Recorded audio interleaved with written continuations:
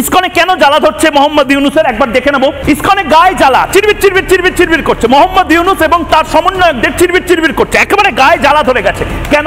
ঐক্যের কথা বলে ইসকন। ইসকন বলে না যে একে কেটে দাও, একে মেরে দাও। শান্তির বার্তা দেন সন্ন্যাসীরা। তারা দুম দাম যে কোনো জায়গায় বোমাতে উড়িয়ে দেন না, তারা এখানে আরডিএক্সে হামলা করেন না।